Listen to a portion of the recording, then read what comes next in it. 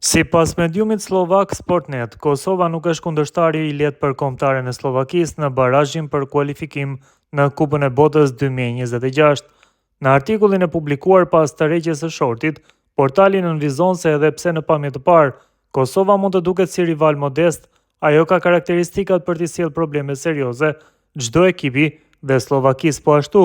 Sportnet e përshkruan Kosovën si të shpejtë, agresive, me cilësi në posedimin e topit dhe shumë të motivuar. Megjithse Kosova ka rreth 1.8 milion banor, diaspora e saj është e madhe dhe shumë lojtarë të kombëtares kanë formim në klubet e njohura europiane, në Zvicër, Gjermani dhe Skandinavi, gjë që i bën lojtarët e saj të pasuruar me eksperiencë dhe cilësi të lartë, vijon më tuti artikulli. Sportnet përmend figura si Amir Rahmani, mbrojtës të Napoli, Vedat Muriqi, sulmues të Mallorca, dhe Edon Zhegrova, sulmues krau tek Juventusi në Serie A, që janë element me peshë në ekipin kosovar, por jo vetëm pasi nuk mund të harrohen Leon Avdullau, Fisnik Aslani dhe Albian Hajdari, me treshen e Hoffenheimit që kanë fituar vendet e titularit edhe në ekipin kombëtar.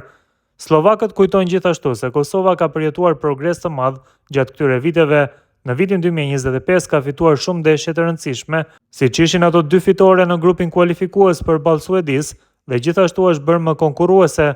Sportnet thekson edhe një aspekt historiko-politik, duke thënë se Slovakia nuk e ka njohur pavarësinë e Kosovës, por megjithatë kjo nuk e ka penguar Kosovën që të ndërtojë një ekip me ambicie dhe cilësi në futboll.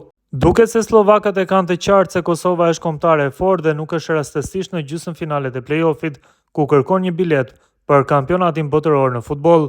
Edhe Milan Skriniar, kapiteni i Slovakisë, ka dhënë një deklaratë duke folur me superlativa për kombëtaren e Kosovës. Nga të gjithë 4 kundërshtarët ka qenë e pamundur të gjendë një ekip me më pak kualitet, të gjitha janë skuadra të balancuara. Kosova ka bërë kualifikuese të shkëlqyera dhe nuk do ta kemi të lehtë. Ambienti në shtëpi do të jetë padyshim një avantazh për ne, me një stadium të mbushur me plot shikues.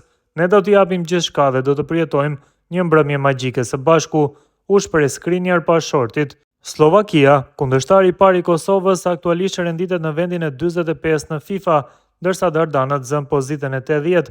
Në Transfermarkt, Slovakia ka vlerën aktualisht prej 138 milion euro, 7 milion më shumë se sa Kosova.